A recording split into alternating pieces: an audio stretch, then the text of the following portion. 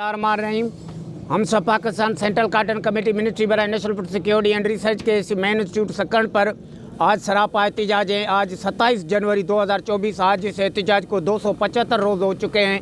पर अफसोस का मुकाम है कि पाकिस्तान की आला हुकूमत ने अभी तक नोटिस नहीं लिया, जबकि इंसाफ से रिलेटेड जितने भी इदारे हैं उन्होंने भी नोटिस नहीं लिया। ये मुतासरा मुलाजिमीन सरद मौसम में अपने मासूम बच्चों समेत इंसाफ की उम्मीद पर इंसाफ के लिए और अपने बहाली के लिए सरापा एहतजाज है रात दिन इंस्टीट्यूट पर अफसोस का मुकाम है कि अभी तक किसी ने भी नोटिस नहीं लिया, जबकि मिनिस्ट्री बराए नेशनल फूड सिक्योरिटी और पीस इंतज़ामिया मुकम्मल खामोशी इख्तियार कर चुके हैं इस एहतजाज पर। जबकि जितने भी सरापा एहतजाज मुलाजिमीन हैं 143 जबरी बरतरफ पीसी से जब से उनको मजदूरों के आलमी दिन से निकाला गया है तब से पीसीसी का निज़ाम दरम बरम हो चुका है। मेन इंस्टीट्यूट आप यहाँ देख सकते हैं, स्टाफ की कमी है,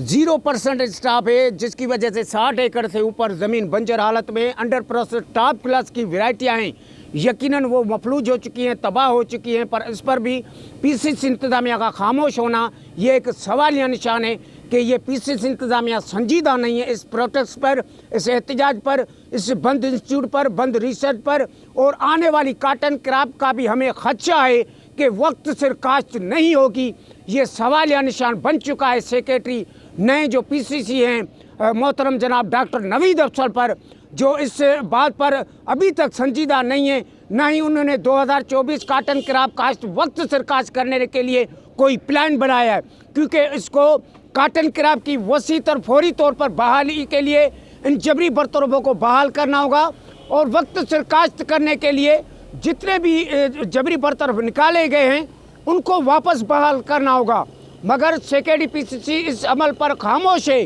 तो सवालिया निशान बन चुका है कि हमें अंदेशा है कि 2024 काटन क्रॉप की सीज़न जो नज़दीक आ चुकी है, जिसका जो काम है वो यकीनन फरवरी से स्टार्ट होता है, पर उस पर भी पीसीसी सेक्रेटरी खामोशी इख्तियार चुके हैं। ये एक अफसोसनाक और एक शर्मनाक अमल है, जिससे इस पीसीसी का निज़ाम मफलूज हो चुका है, इंतहाई पीसीसी का निज़ाम दरम बरम हो चुका है। ये पीसीसी वाहिद इदारा है जो कपास पर तहकीक करता है, पर इस पर भी पूरे पाकिस्तान की आला हुकाम ने अभी तक नोटिस नहीं लिया। ज़राअत से रिलेटेड मेन इदारे की तरफ खुदारा ध्यान दिया जाए और इस मेन इंस्टीट्यूट को बचाया जाए,